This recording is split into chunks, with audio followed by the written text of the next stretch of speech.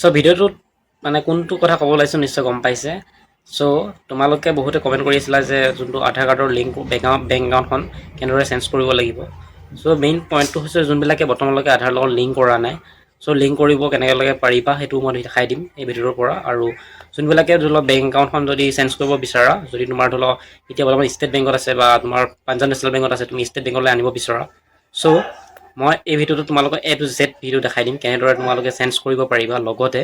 So ভিডিঅ'টো শেষলৈকে চাই থাকিবা। ব'লকচোন ভিডিঅ'টো স্ক্ৰীনত দেখাই বা ক্ৰমত NPCI বুলি চাৰ্চ কৰিবা। চাৰ্চ কৰাৰ পিছত তলৰ ডেছক্ৰিপশ্যন নম্বৰ লিংক দি দিম, তাৰ পৰা ক্লিক কৰি আহিব পৰা। তাত ৱেবছাইট আহিব, ৱেবছাইট ক্লিক কৰাৰ পিছত ঠিক এনেদৰে আহি যাব।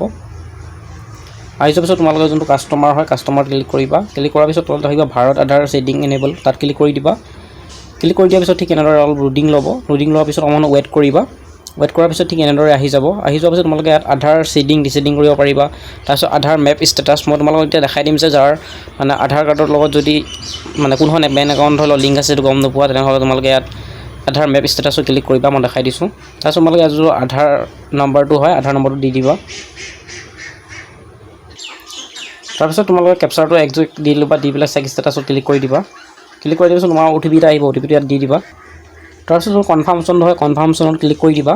ক্লিক কৰি দিয়াৰ পিছত তোমালোকৰ ইয়াত আহি যাব, চাই লোৱা আধাৰ map status.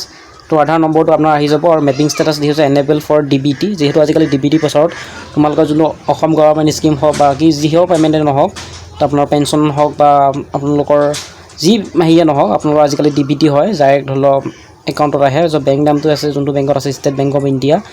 Last update date কেতিয়া হৈছিলে 23/23/2024 হৈছিলে। বাকী কিমান মেণ্ডেটেড ডেট তেনেদৰে সকলোবোৰ আহি যাব। এতিয়া মই তোমালোকক দেখাম যে যদিহে তোমালোকে মই এতিয়া ধৰি লওক এই দেখাম ভিডিঅ'টোত যে তোমালোকে যাৰ ধৰি লওক বেংক একাউণ্টখন ধৰি লওক চেঞ্জ কৰিব বিচাৰা বা বেংকটো মানে বহুত দূৰত আছে বা কিবা প্ৰব্লেম হয়, চ' সেইকাৰণে এতিয়া মই বেংক একাউণ্টখন নতুন বেংক একাউণ্ট দিম। চ' তোমালোকক দেখাই দিওঁ। চ' যোনটো আধাৰ ছেডিং আৰু ডিছেডিং অপশ্যন ক্লিক কৰিবা।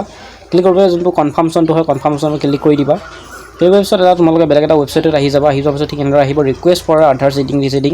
ইয়াত তোমালোকে আধাৰ নম্বৰটো দিব লাগিব। দি পেলাই আপোনাৰ ৰিকুৱেষ্ট ফৰ এইখিনি অলপ ভালকৈ চাবা, কাৰণ বহুতে এইখিনি খেলি মেলি কৰি দিয়ে। ৰিকুৱেষ্ট ফৰ দি আধাৰ এইটো ছেডিং আৰু ডিছেডিং হয়।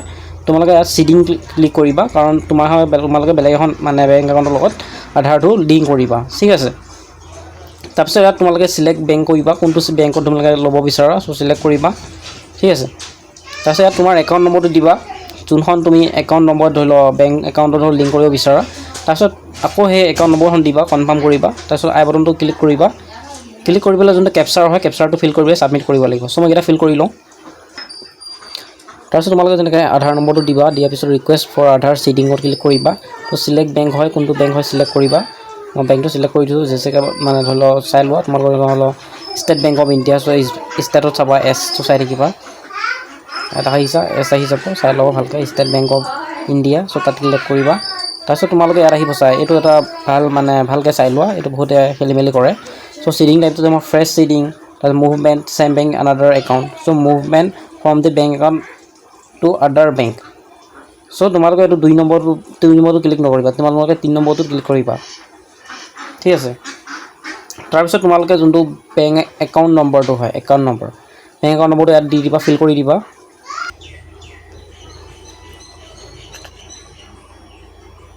তাৰপিছত তোমালোকে এনেকৈ অলপ বেক কৰিবা। বেক কৰাৰ পিছত যোনটো কেপচাৰটো হয় কেপচাৰটো ফিল কৰি দিবা। চ' কেপচাৰটো ফিল কৰি দিওঁ মই।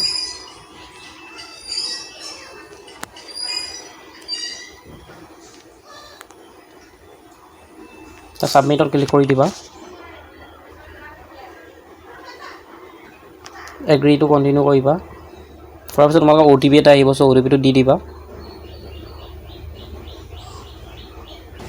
তাৰপিছত কনফাৰ্মত ক্লিক কৰি দিবা।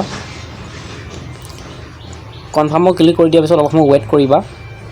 তাৰপিছত ঠিক তেনেদৰে আহিব ইয়ৰ Aadhaar number is currently map to Assam Gramin Bikash bank. যিহেতু মই যাৰ কৰিছিলোঁ অসম গ্ৰামীণ বিকাশ বেংকত আছিলে, ত' প্লিজ ক্লিক দি প্ৰচেছ ষ্টেট বেংক অফ ইণ্ডিয়া।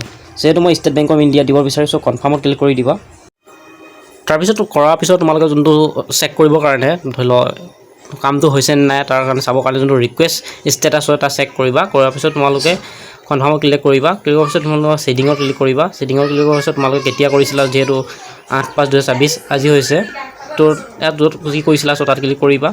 কৰাৰ পিছত তোমালোকে যোনটো ৰেফাৰেঞ্চ নম্বৰ এটা আহিব তোমালোকৰ, সেই ৰেফাৰেঞ্চ নম্বৰটো ইয়াত তোমালোকে দিবা। দি পেলাই যোনটো কেপচাৰটো হয় কেপচাৰটো বোলে চেক ষ্টেটাছ কৰি পেলাই তোমালোকে চাব পাৰিবা তোমাৰ যোনখন একাউণ্টখন মানে চিডিং হৈছে নে নাই। চ' আজি ভিডিঅ'টো ইমানতেই। যদি ভিডিঅ'টো চাই ভাল লাগিলে লাইক কমেণ্ট আৰু লগৰ বন্ধু বান্ধৱীসকলে শ্বেয়াৰ কৰি দিবা, যোনবিলাকে বৰ্তমানলৈকে কৰা নাই।